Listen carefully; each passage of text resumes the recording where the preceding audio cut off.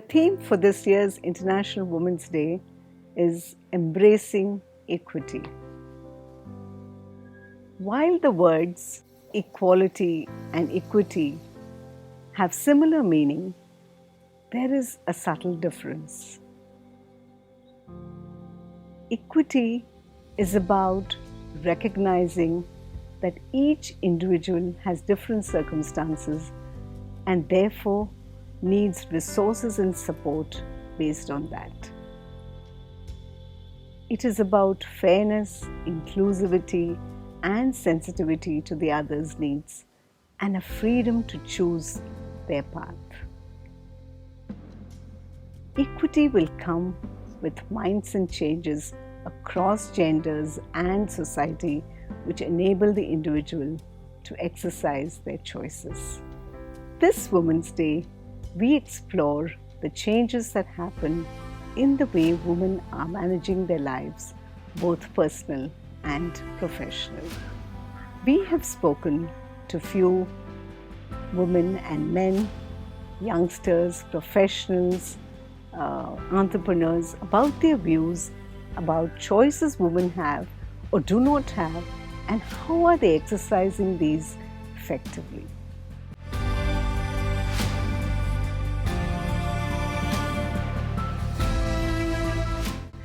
Definitely, we have a lot more choices in our career streams, but also I think our generation have had a lot more exposure to those career options, to those fields at a much younger age.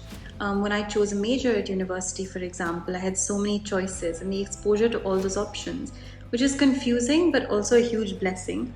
And as an Indian woman, I've never been pressured to choose one career stream over another by my parents or anybody else.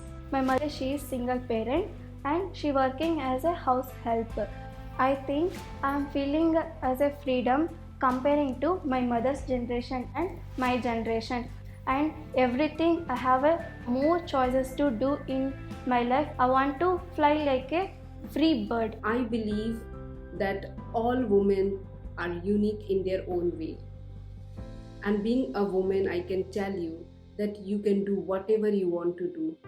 Whether you are a home baker, whether you are professional, you are unique, you are special. So believe in yourself and move forward. Whatever you want to do, you can do it in your life. Women today are able to express themselves how they want with their own choices, with their own freedom. They have the power to choose things. They have the power of living the life they want. But I think this also comes and brings down or boils down to the financial background they come from. If a lady or if a woman, if a girl is from a financially rich or a better or upper middle class background, has a choice to choose with her own choice and power, but at the same place, if it's in a middle class, if it's in a lower or a middle class, or it's in a rural part of India, the choices again comes down and boils down upon taking or listening to the values and the morals and the set of standards set by the society accordingly. But I think as we change, as the times change, women are able to express themselves freely without any restrictions or without any hesitation. But I think it will, the smaller towns still, women in the smaller towns or smaller societies would still suffer or still don't have that kind of a freedom which a lady or a woman in an urban city would. Well, depends on which part of the world or which part of India are we talking about. If you look at heartland India, tier 2 or tier 3 cities, maybe that choice may not still be available. However, as I see in most urban cities, change is pretty evident. Women do seem to have the liberty of making their choices. Family in general, parents in particular, do tend to give this choice to women. So I think the pandemic was a very big blow to women and their work, because a lot of data and reports show that women have left the world of work in droves. The World Bank report talks about a very low number today of women contributing to the economy and staying in the workforce. I think mental health concerns were really looming large after the pandemic because of the struggle that women had to balance their homes, childcare, elder care, and their careers. So I do feel that although there may be an experience of some sort of freedom and choice, in some way the choice has been made, and many women have made that choice to step out of the workforce. I also think there are many Indias within India. And whatever I've been talking about till now is really true of the middle and upper middle class, working class. But what about our middle and lower class women who contribute? I find there is probably the word freedom and choice makes no sense at all, because they have put away their needs, put away their mental health and emotional health needs, and have continued to strive on and contribute in whatever they can, to their lives and to also their families. So I do feel to some extent there is freedom and choice in certain pockets, but to a large extent I think the pandemic and everything that it brought really has pushed a lot of women to the edge in some way, and stepping out of the workforce has been, a big choice that many women have made.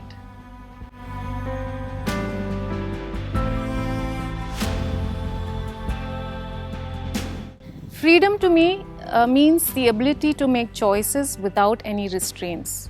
Today's women are empowered with the support of their families to make more unconventional choices.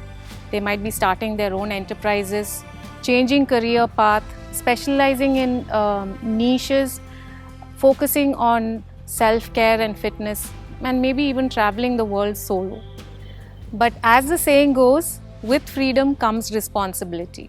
And I feel that the responsibilities that women have to shoulder as sisters, wives, mothers, daughters do not diminish in any way.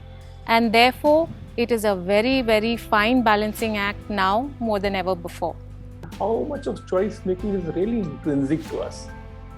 That I do what I really want to do and make such a choice. And do I even know what I really want to do? To me, I think choices are very socialized. We do what we believe is the appropriate thing for us to do to fit into the social. If somehow magically, we eradicate the norm for the man to be the provider, and that is the norm, that's the social norm. What do you think, how many men would choose to be into the 9 to 5 as a primary career or profession? So really we end up unconsciously choosing what is the prevalent norm so that we fit in. That's how choice happens.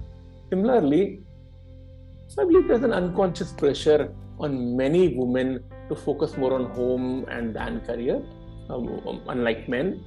And women who actually choose career even go through a lot of guilt when they think they are not able to give as much time as they think or as they believe they are expected to.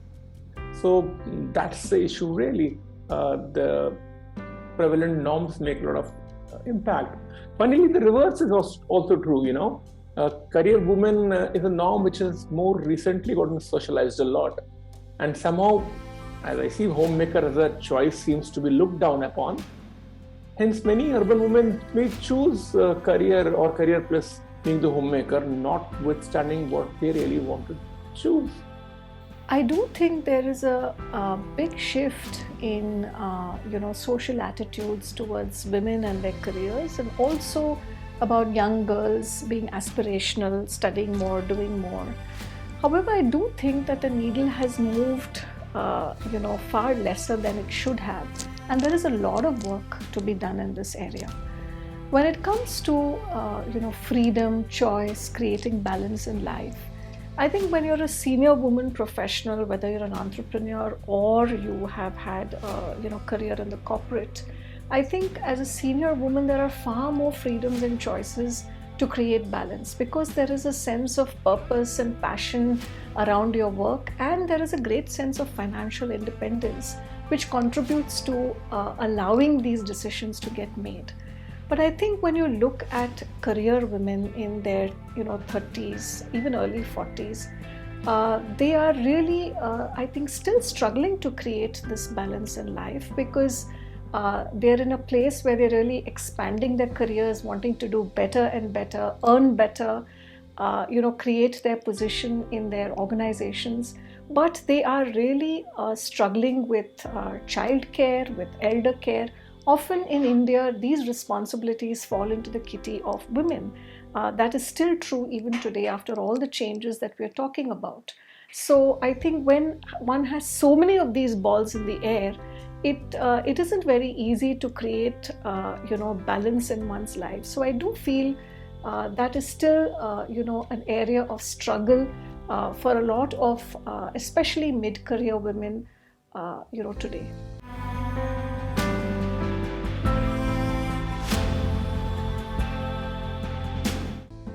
In my work as a psychotherapist, a majority of my clients are women. For a woman client to express a desire to pursue therapy informs me that she's already exercising her freedom of choice, especially in attending to her emotional, mental, and social well-being. We are surrounded by conversations that are focused on women's rights, encouraging women to exercise their freedom of choices. Despite this emphasis, what is challenging for many of my women clients is a way of thinking and acting as though they have no freedom of choice, even though they are open to embracing their rights. The goal of therapy is autonomy, which is to help individuals strengthen their capacity to believe that they have the freedom of choice and can choose to act on options that help them to live a purposeful and a fulfilling life. Be mindful of the impact of society onto us and to our choices. Keep our independent thinking alive and, see how society is impacting me, or this is what I really want. Question norms and don't blindly follow them, is what I would like to say. I think changes need to come into the home and social ecosystem as well as in the work ecosystem. When it comes to home and the social ecosystem, I believe that men need to walk far longer with women on this journey, with beginning to take on far more responsibilities on the home front. This year's International Women's Day theme is embracing equity. And I think equity and parity needs to start right at home, with men contributing in childcare, home responsibilities, elder care, far more, because that really enables the freeing up of time and energy for women to pursue what they want to. To career women as well as young starters and young girls, what I want to say is that allow yourself to dream on and fuel your dreams and aspirations. Don't quit. Allow yourself to really, even if it's hard, build your resilience and stay on in the workforce. Today we have so many fabulous role models, in the corporate world, in the social sector, of women leaders who have made it and are really rocking it. So allow yourself to look up to those examples, dream on and fuel your aspirations. The other place where changes can come about are in the work ecosystem, where I think there needs to be far more interventions for the sake of women and at different career stages of women. So early starters in their career require a certain amount of stimulation, provocation to think about their careers differently. And mid-career women need a different level of support to navigate power and politics, to create a sense of expansion, newer roles. So I do feel in the work ecosystem also, in a way, men can serve as much better allies, sponsors, creating space, amplifying women's voices in all kinds of different ways. So I do feel that at the policy level, whether it's diversity, whether it's women in leadership initiatives, I think the game can completely change and we can really up the bar on a lot of these initiatives, and this will enable the work ecosystem also to move ahead in a positive way for the sake of women. It takes two hands to clap. Embracing equity needs to be across genders. It's about respecting each other's needs.